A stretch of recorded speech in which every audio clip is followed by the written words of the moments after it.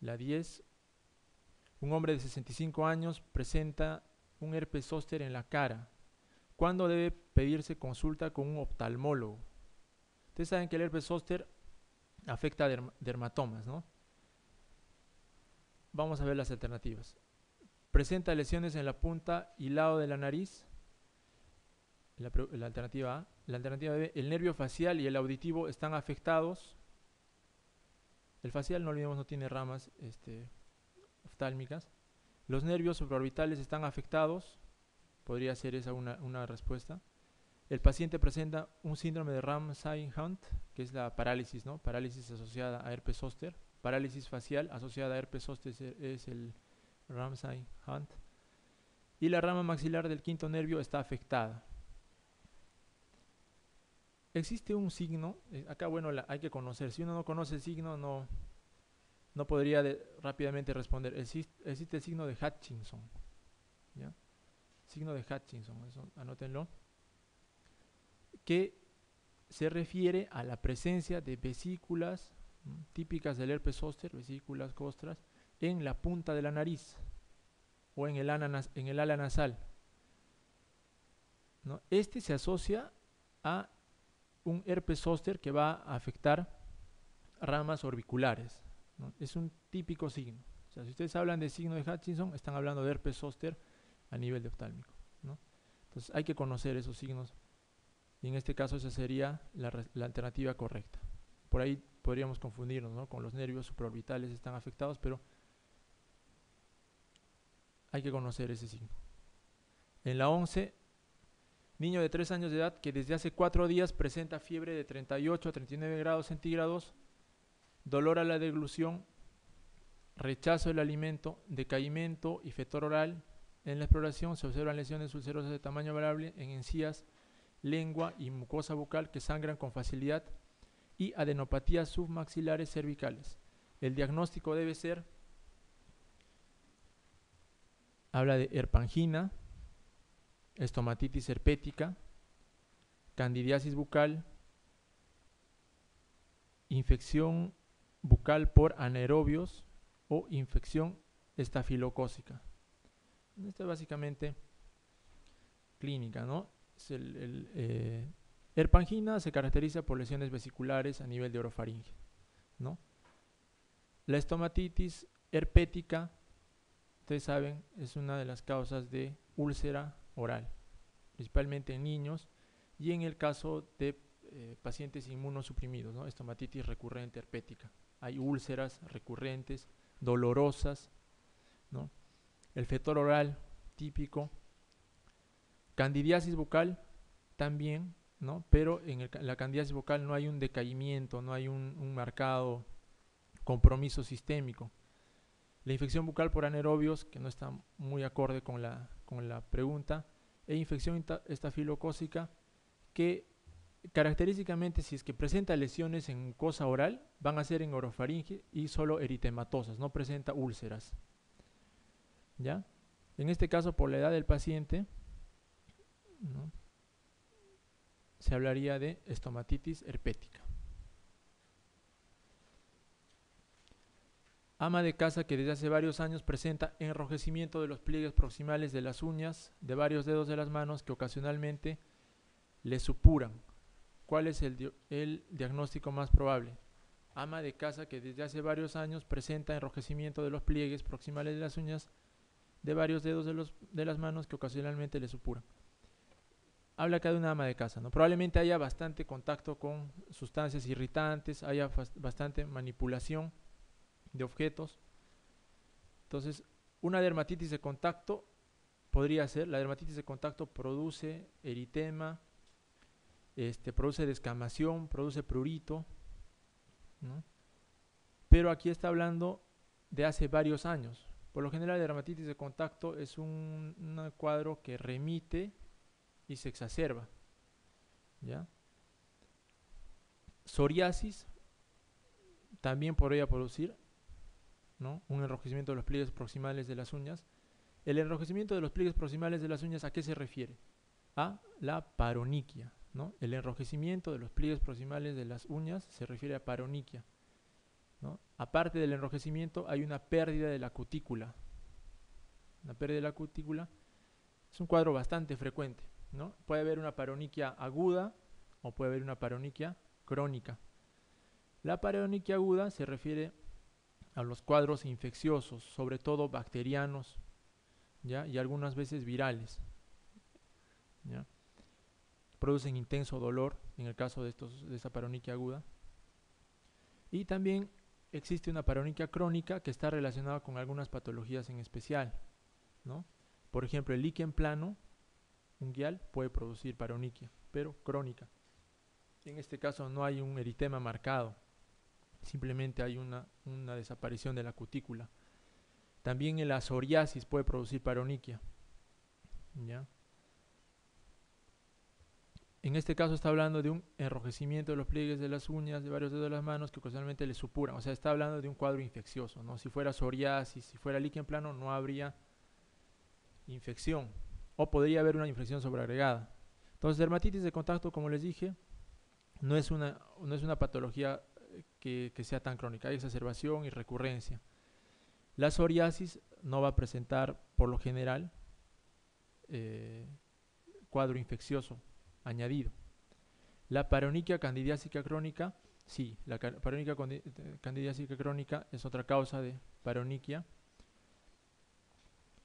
¿no? Líquen plano, como les señalaba, no presenta cuadros de inflamación. Y la dermatofisia viene a ser una infección, cualquier infección a nivel cutáneo por dermatofitos, ¿ya? Eso es la dermatofisia. En este caso la alternativa correcta es paroniquia candidiásica. Otras causas de paroniquia infecciosa también son el estafilococo y la pseudomona, principalmente en diabéticos, ¿ya? En personas inmunocompetentes, estafilococo, y en inmunosuprimidos, pseudomona, en diabéticos. Pero la paroniquia candidiásica también es otra causa. Si aquí, por ejemplo, nos ponían paroniquia aguda por estafilococo pseudomona, esa sería la respuesta, ¿no? Porque es más frecuente que cándida. Estafilo y pseudomona es más frecuente que cándida en paroniquia.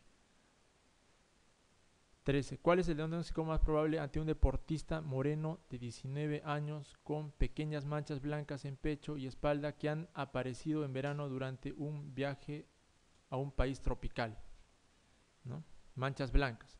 Entonces, manchas blancas, acá viendo las alternativas, vitíligo habíamos hablado que es una lesión acrómica, es decir, es totalmente blanca, ¿no?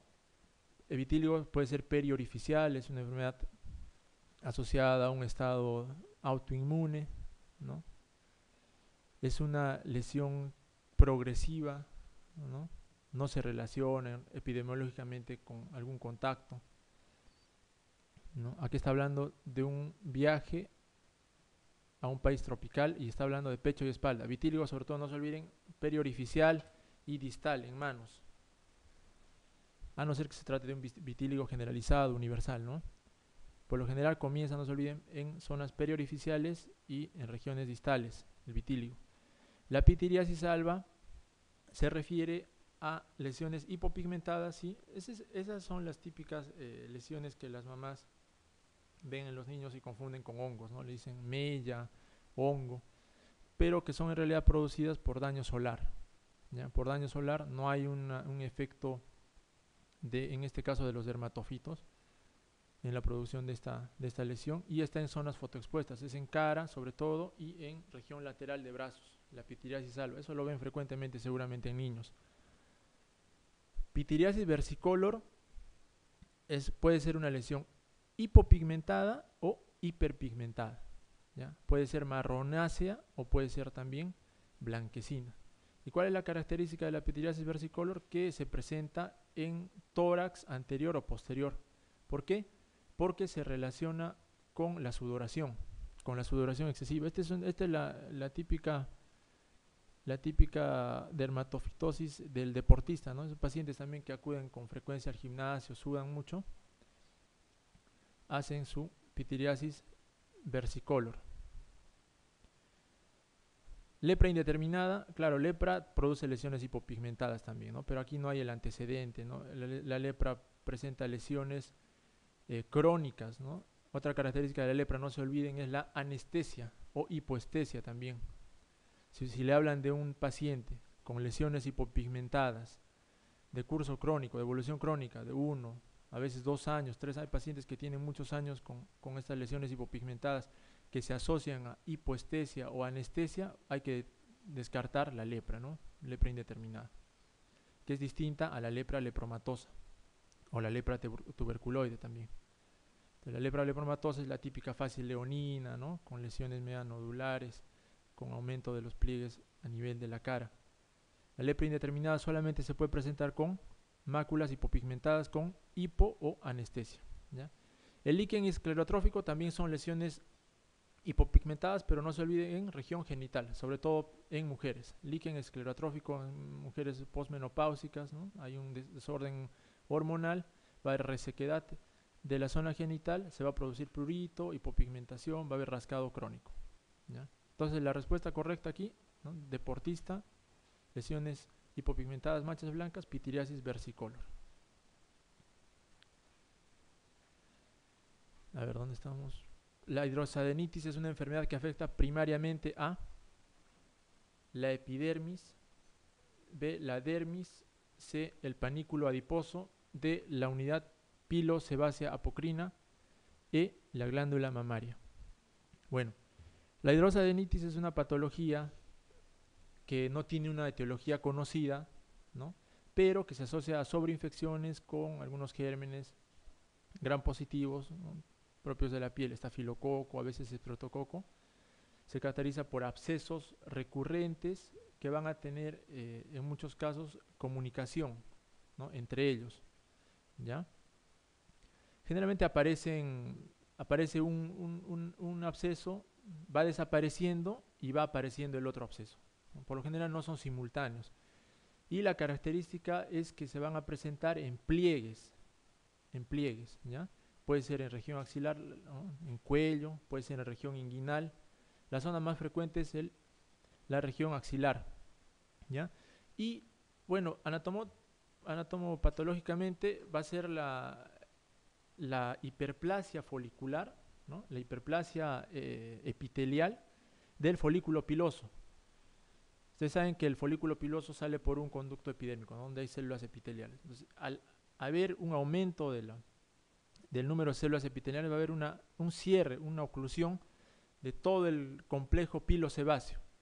Entonces, en el complejo pilosebáceo, ¿qué encontramos? Encontramos glándulas sebáceas, la glándula sebácea, y encontramos también glándulas apocrinas, ¿no? Entonces viene a ser, en este caso, la hidrosadenitis, la inflamación de la unidad pilosebácea por aumento de la epitelización en el folículo piloso, ¿ya? Entonces, afecta primariamente a la glándula pilosebácea apocrina. Esto hay que tener cuidado, ¿no? A veces pueden ponerles que hay una afectación de la glándula ecrina. No tiene que ver nada con la glándula ecrina. La glándula ecrina tiene un conducto propio, ¿no? Que son los poros por donde va a salir la sudoración. Glándula mamaria ponen aquí porque también es otra zona donde se presenta la hidrosadenitis, ¿no? Pliegues mamarios. 15. En relación con el forúnculo, señale cuál de las afirmaciones siguientes es la correcta. Su agente causal es el Streptococcus pyogenes. En los de la cara hay peligro que la infección afecte a estructuras meningias. Afecta simultáneamente a varios aparatos pilosebáceos. La infección suele comenzar a nivel de tejido celular subcutáneo. Debe evacuarse por expresión.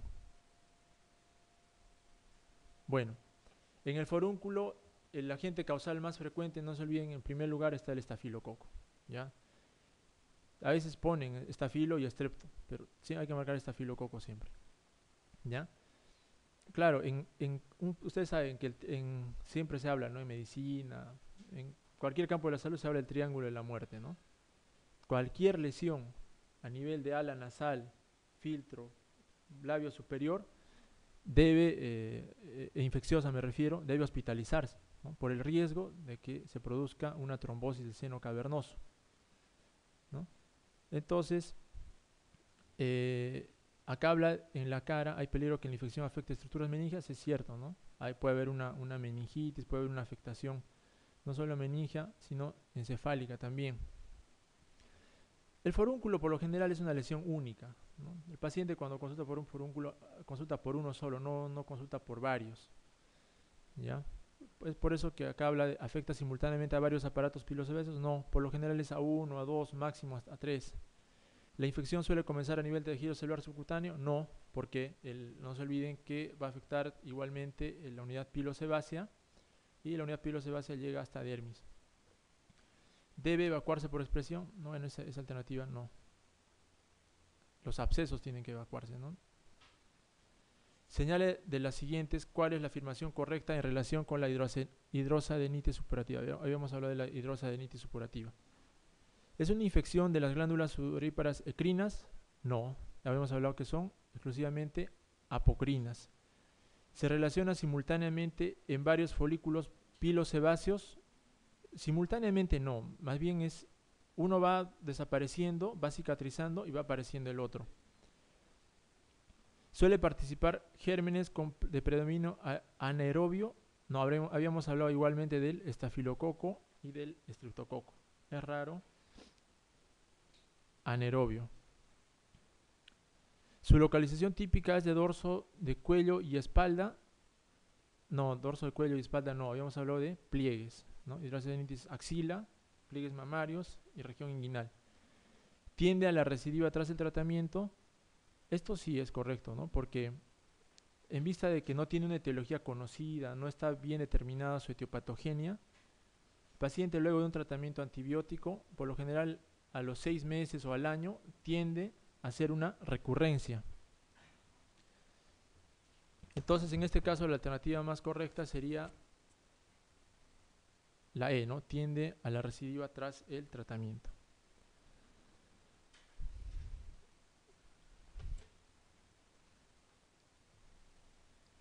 Ante un niño que acude a una guardería a quien le han aparecido lesiones vesiculosas y costrosas de color miel en los antebrazos y 4 días más tarde en la cara, sin afectación general, una de las siguientes consideraciones es correcta, ¿no? Acá, no se olviden, secreción mielicérica, ya pues es impétigo, ¿no? Esa es una condición ya prácticamente que está establecida. Y sin embargo, a veces impétigo es casi siempre se repite en los exámenes de residentado, ¿eh? Es muy frecuente las preguntas y a veces nos podemos equivocar en esto, ¿no? Hay que tener claros los conceptos, ¿no? Secreción mielicérica. ¿El diagnóstico se hará por inmunofluorescencia indirecta? No, porque tiene el antecedente, ¿no? Es un niño, está en un contacto con otros niños, por lo general no se olviden, el impétigo es contagioso. El cuadro probablemente se deba a la sobreinfección herpética, no, tampoco. Más bien el herpes puede infectarse, ¿no? Una de las principales complicaciones del herpes viene a ser el impétigo, ¿no? La impetiginización herpética. Los títulos de antiestreptolicina O estarán muy probablemente elevados, no estamos hablando de una lesión reciente, ¿no? ¿Se encontrarán anticuerpos tipo IgA circulantes característicos? Tampoco. Es muy probable que en el cultivo de lesiones crezcan varios gérmenes gram positivos. Esa es una alternativa, ¿no? Pues es correcto, ¿no? Si hablamos de impétigo, hablamos de estafilococo y estreptococo, ¿no? Y aquí, bueno, aquí también hay un dilema, ¿no? ¿Cuál es el más frecuente? Si es estafilococo o estreptococo. Hay algunos exámenes ahí revisando bancos en los que ponen la alternativa correcta estreptococo y en otros ponen estafilococo. Sin embargo, yo creo que lo más correcto es poner estafilococo, ¿no? Estafilococo es la más frecuente en impétigo y marcar esa alternativa. No se olviden que impétigo aparece en zonas periorificiales también, es característico eso. Hay prurito en muchos casos. Puede afectar cuero cabelludo también. 18. En el caso descrito en la pregunta anterior, o sea, en el niño, ¿no?, que tiene impétigo, ya habíamos visto que es un impétigo, la confirmación del diagnóstico clínico nos llevará a tomar una de estas actitudes. Tratar con corticoides. No, pues corticoides no se utiliza en ningún tipo de cuadro infeccioso, ¿no?, bacteriano, micótico tampoco. Descartar afectación renal secundaria. Claro, si estamos hablando de estreptococo, puede producir, ¿no?, una glomerulonefritis postestreptocócica, aunque también hay nefritis por estafilococo, no se olvide, ¿ya? C, tratar con aciclovir, no es una afección viral. D, tratar con tetraciclinas, tampoco, es un niño además. E, tratar con sulfona, tampoco. En este caso hay que descartar una afectación renal secundaria, ¿no?, pedir su examen de orina por lo menos. No se olviden que el estreptococo, el impétigo, el estreptococo que afecta a la piel puede afectar riñón, pero el que afecta a faringe no afecta a riñón, ¿ya? Eso hay que tener en cuenta. Un cuadro clínico crónico diga.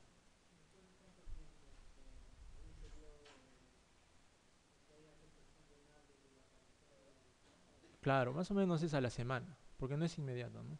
A la semana. Inclusive ya habiendo recibido tratamiento, porque no se olviden que la glomerulonefritis postestreptocócica es por formación de inmunocomplejos, ¿no?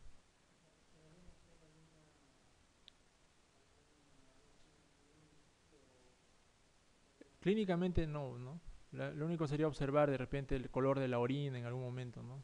Esa es la única recomendación a la madre. Uh-huh. O el control a la semana con un examen de orina. Un cuadro clínico crónico caracterizado por lesiones maculares hipocrómicas, de bordes mal definidos, de predominio en cara y orejas, codos, nalgas y rodillas, con hipoestesia en las zonas lesionadas, caída de los bordes laterales de las cejas, nervio cubital y peroneo palpables y engrosados, con termoanalgesia en manos y pies, es característico de, ya habíamos hablado acá, ¿no?, de lepra. Ya no se olviden, caída de bordes laterales de las cejas se llama madarosis. Madarosis. Es característico también en lepra. En otras patologías también, ¿no? Dermatomiositis, por ejemplo, puede tener madarosis también. Dermatomiositis también, eso deben saber, es el eritema heliótropo, ¿no? Es el eritema periauricular en heliótropo. Y también las pápulas de Gottron, ¿no? Las pápulas de Gottron son pápulas que se van a encontrar a nivel interfalángico proximal, ¿no? Pápulas de Gottron. Entonces, pápulas de Gottron, eritema en heliótropo, es muy característico de dermatomiositis. Sífilis secundaria puede presentar también máculas hipopigmentadas. No se olviden que la sífilis es la gran simuladora. Hay N formas de presentación de la sífilis, pero cuando hablamos de afectación neuronal, termoanalgésica, hipoestésica, es lepra, ¿no? 20. Enfermo de 40 años que presenta desde hace 3 meses unas lesiones papulosas poligonales localizadas en cara anterior de muñecas y en tobillos, acompañadas de prurito. El estudio anatomopatológico histopatológico de una lesión muestra una dermatitis de interfase con degeneración vacular de las células basales. ¿Cuál es el diagnóstico? ¿No? Pitiriasis rosada, papulosis linfomatoide, psoriasis eruptiva, líquen plano o pápulas piezogénicas, ¿no? Habla de lesiones papulosas poligonales localizadas en cara anterior de muñecas y en tobillos que se acompañan de prurito. Eso es muy importante, ¿ya? El prurito está presente en el líquen plano, tiene prurito, ¿ya? Pitiriasis rosada puede presentar prurito. Papulosis linfomatoide no presenta prurito. Psoriasis eruptiva no es la característica el prurito, ¿no? Y no olviden que psoriasis es una placa eritemato descamativa.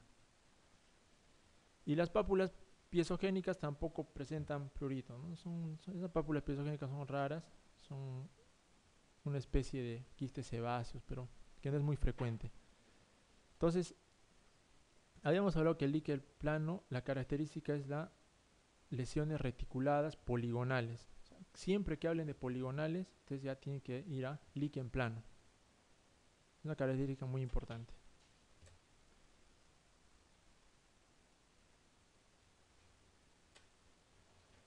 ¿Qué más podemos hablar de la pitiriasis rosada? Pitiriasis rosada, de repente pueden preguntar por allí. No sé si han visto alguna vez, son lesiones también figuradas, ¿no? Son lesiones tipo, principalmente la lesión heráldica o la lesión primaria, es una lesión en escarapela también, ¿no? Son una especie de ronchas medias circulares, medias gircinadas que aparecen en tórax anterior y posterior, ¿no? Eritematosas, y que en realidad no tienen una causa conocida, ¿ya? No tienen una causa conocida y tienen un curso benigno, porque estos van a desaparecer, ¿no? Desaparece. La característica de la pitiriasis rosada es que se presenta en jóvenes, ¿no? Por lo general en jóvenes menores de 30 a 35 años, que acuden es aparatoso el cuadro, ¿no? Viene el paciente, pareciera que ha tenido un cuadro de reacción anafiláctica, una reacción alérgica severa, pero que en realidad no se trata de eso, ¿no? Entonces, ¿cuál es la característica? El paciente le va a decir, doctor, tenía una sola y me han aparecido ya todo el cuerpo luego. Entonces es la lesión heráldica, la lesión inicial. Ese es característico en pitiriasis rosada. Entonces, si les presentan un caso clínico, les van a hablar siempre de una primera lesión que se extiende a todo el resto del cuerpo, principalmente tórax, anterior y posterior. Y bueno, hablando de histopatología, ¿no? Dermatitis de interfase, degeneración vacular de células basales, eso ya es un poquito más complicado. Nosotros tendríamos que acá analizar la parte clínica. La dermatitis de interfase se refiere al rompimiento de uniones a nivel del estrato basal, ¿no? Entonces se va a ver como unos espacios vacíos entre célula y célula. Esa es la degeneración vacular. 21. Cuando se observa una imagen histológica de acantosis con elongación de las crestas interpapilares que incluso se fusionan entre sí, hiperparaqueratosis y acúmulos epidérmicos de leucocitos polimorfonucleares, estamos hablando de esto también es una pregunta de histopatología, ¿no? Paraqueratosis, no se olviden, ustedes saben que la capa córnea no presenta núcleos, o sea, las células de la capa córnea no tienen células. Si ustedes al microscopio encuentran células en la capa córnea con puntos nucleares, estamos hablando de paraqueratosis, ¿ya? O sea, es presencia de núcleos en células de la capa córnea, que normalmente no debería haber, ¿ya? Esa es paraqueratosis. Entonces, a ver, hablando también de eso de patología, paraqueratosis es presencia de núcleos en células de la córnea. Acantosis, también pueden ver otro término, acantosis es un término patológico. La acantosis es la hipertrofia epidérmica a expensas de la capa espinosa. ¿Ya? Hay acantosis, es una acantosis. Entonces, ¿cuál es la característica de la psoriasis? La psoriasis, característicamente en la anatomía patológica, va a haber una elongación de las crestas interpapilares, ¿no? Se forman como una mano, ¿no? Como una mano. Por eso, incluso a veces hablan en la figura de dedos de guante. Dedos de guante. Entonces, se prolongan tanto que se llegan a juntar las crestas interpapilares. Entonces, hay una hiperplasia epidérmica, ¿no? Con hiperparaqueratosis. Eso es característico de la psoriasis, ¿ya? Hiperplasia epidérmica con elongación de las crestas interpapilares. 22. Los siguientes factores pueden provocar un brote de psoriasis excepto infecciones, factores hormonales, trauma, medicamentos y estrés. Bueno, acá el estrés es una de las condiciones que más desencadena psoriasis, ¿ya? Si tendrían que preguntarnos cuál es la causa más frecuente de un brote de psoriasis, tendríamos que hablar de estrés, ¿ya? En segundo lugar, tendríamos que hablar de infecciones. Las infecciones son una causa frecuente de una exacerbación de la psoriasis. Los medicamentos también, ¿no? Van más o menos a la par con las infecciones. Y finalmente el trauma también es otra condición que va a producir una exacerbación de la psoriasis. El que no está relacionado son los factores hormonales. No hay una relación entre exacerbación de psoriasis y factores hormonales. Hablando un poco de psoriasis, de repente hay que saber que cuando se exacerba puede presentarse como una eritrodermia psoriásica, ya les había dicho, o como una psoriasis pustulosa, ¿ya? Se puede presentar bajo esas dos formas. Una exacerbación severa de la psoriasis viene a ser la psoriasis pustulosa o la eritrodermia psoriásica, que son dos tipos de psoriasis, ¿no? Hay otra forma que es la psoriasis gutata o en gotas, y la típica o la clásica psoriasis en placas. Enferma de 40 años con